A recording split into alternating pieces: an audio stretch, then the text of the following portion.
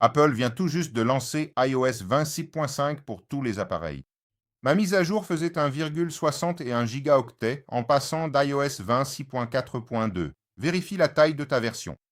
Avec les modifications, un changement est arrivé qui va chambouler ton budget à la fin du mois. Ce n'est pas le RCS chiffré, ce n'est pas un nouveau fond d'écran, ni des cartes avec de la publicité. Tout autre choix aura un impact direct sur votre portefeuille. Bienvenue sur Goldtech. Aujourd'hui, nous allons passer en revue 5 changements apportés par iOS 26,5. Mais d'abord, 3 avertissements rapides. Tout d'abord, il s'agit de la dernière mise à jour majeure du cycle iOS 26. iOS 27 sera bientôt présenté à la WWDC le 8 juin. Deuxièmement, cette mise à jour n'inclut pas Smart Siri, que la Apple avait promise, et cela change tout. Comment vous devez considérer cette mise à jour? Et troisièmement, cette fois, je vais laisser le mot secret pour savoir si vous nous regardez jusqu'à la fin.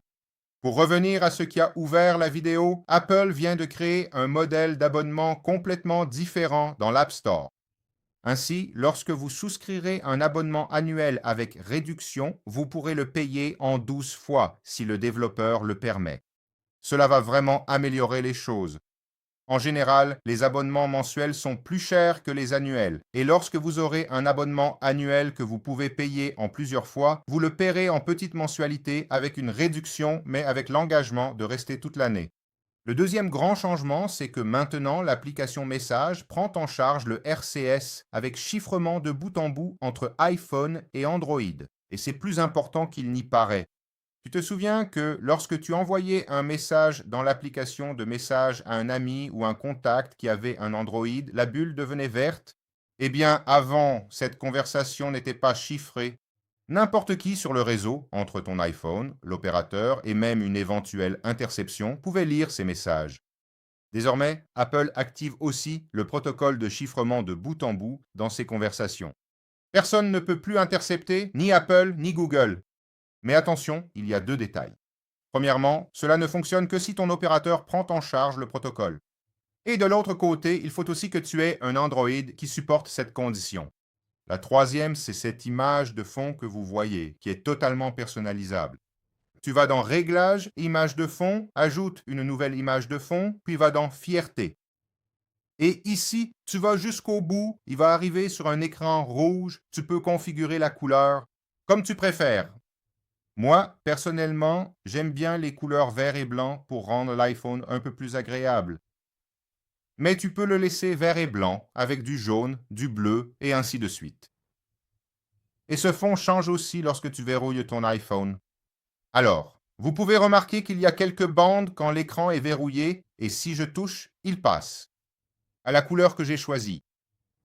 Très intéressant. Le quatrième changement est un terrain un peu glissant, je vais expliquer pourquoi.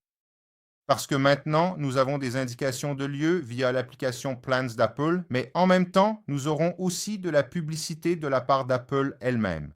Donc, je ne sais pas si c'est très fiable de suivre ce qu'il va t'afficher, puisque l'espace peut être payant. Je pense qu'Apple va indiquer lorsqu'un emplacement est signalé par eux comme étant de la publicité. Pour l'instant, cette nouveauté n'est disponible que pour les iPhones qui fonctionnent en anglais et qui sont également aux États-Unis, mais cela devrait être étendu à tout le monde. Un autre changement discret qui est arrivé sur l'iPhone, mais qui mérite d'être mentionné. Il y a un changement très spécifique et vraiment bénéfique, qui a été discrètement introduit par Apple. Si vous souhaitez transférer des données de votre iPhone vers un autre appareil Android, si vous voulez quitter la plateforme, il est désormais possible de choisir l'historique des pièces jointes des messages que vous allez emporter vers votre nouveau système d'exploitation. Avant, c'était tout ou rien, et maintenant, vous pouvez choisir 30 jours, 1 an ou littéralement tout. C'est très utile pour ceux qui vont changer de système d'exploitation. En ce qui concerne la stabilité, j'ai testé la version Release Candidate. Avec la mise à jour 2, elle est très stable, fonctionne très bien, mais il faudra attendre quelques jours pour connaître la consommation de batterie. C'est l'une des mises à jour qui a rendu l'iPhone plus stable. Prête à recevoir iOS 27 qui sera lancé lors de la WWDC, et nous allons tout couvrir ici. Si vous n'êtes pas encore abonné, c'est un simple clic, il vous suffit de vous abonner à la chaîne et je vous montre tout sur l'iPhone et l'intelligence artificielle. Et le mot secret, cette fois, pour que je sache que vous nous avez regardé jusqu'à la fin, c'est annuel. Écrivez ici dans les commentaires le mot annuel pour que je sache que vous faites partie de ceux qui nous regardent jusqu'au bout. Dites-moi dans les commentaires si vous avez aimé la mise à jour. Cette semaine, nous allons nous concentrer spécifiquement sur tout ce qu'il y a dans iOS, watchOS, iPadOS. Voyons comment l'iPhone se comporte avec la nouvelle mise à jour. Alors, abonnez-vous pour ne rien manquer et on se retrouve dans la prochaine vidéo.